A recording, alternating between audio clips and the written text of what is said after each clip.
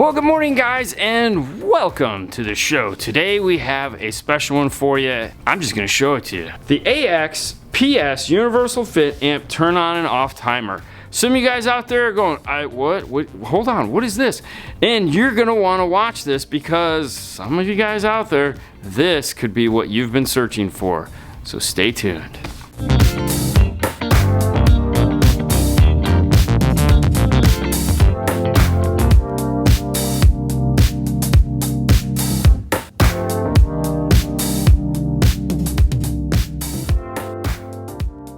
It's a little bag, it's got a little black box in it, a couple wires coming off it. It's very nondescript.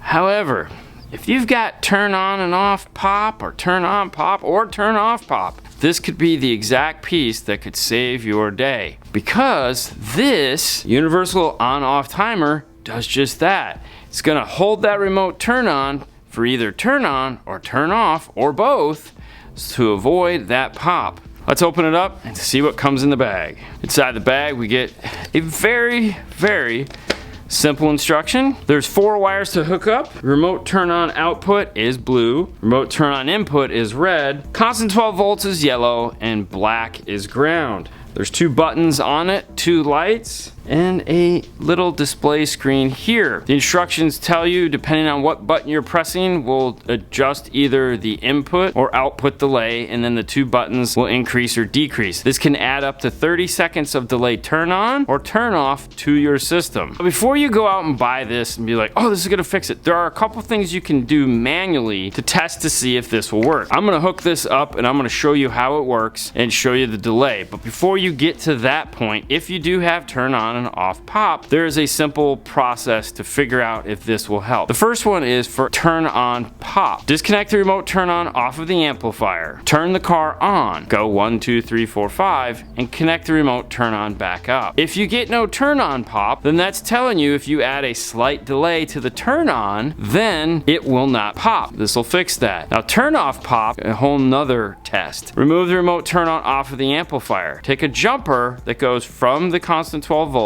and attach it to the remote turn on. Turn the car off up front, count to 5, 1, 2, 3, 4, 5, and remove the power. If the turn off pop goes away, then that'll tell you that adding a delay will fix that. What we're doing is we're creating our own circuit that this can then replicate, and it'll do it up to 30 seconds. If you do it for 5 seconds and it still pops, count to 10 seconds, then count to 15, count to 20, 25, 30. Sometimes with turn off pop, what you just might want is that 30-second turn off so that you're way away from the car and you don't have to hear it pop when it turns off. I know that's not necessarily a solution to the problem, but sanity wise, it might be what you're looking for. I'm gonna grab a power supply and a voltmeter, and we're gonna hook this up and show you how it works. The 2 voltmeters that we have here, this one is for incoming voltage from our source unit. This one is outgoing voltage from our AXPS. This would be turning on the amplifiers and turning it off. This would be turning on the AXPS. We have a power supply. We'll emulate turning on the source unit. As you notice, this starts to count down, 2, 1, and then this will automatically show us our remote turn on. This will automatically go back to 5, and the green light now comes on. Disconnecting our remote wire, counting down to 1, 0. And as you'll notice, this will start to drop. This will keep dropping until it goes down, and it has gone back to red, which means now it's ready for turn on. Turn it back on. 4, 3, 2, 1. So you get the idea of how it's working. Now, how do I set this up for something more than 5 seconds or less than 5 seconds? Either one it can do. To go to the turn on delay, press button A or minus. Plus will add time as it's blinking, and minus will remove time. We'll set our turn on delay for 10 seconds. Press the B button or plus, the green light will start blinking. We'll set this all the way to 25 seconds. If you don't touch it for 3 seconds, it'll automatically just go back. And it's easy enough, you don't have to go in order. So if you're using it, if you just press and hold, you can go back into it and adjust. With the unit reset and the red light on, we'll apply power to our remote wire. 6, 5, 4, 3, 2, 1, 0. Remote turn on. It automatically switches to green. Remove power from the remote. 23.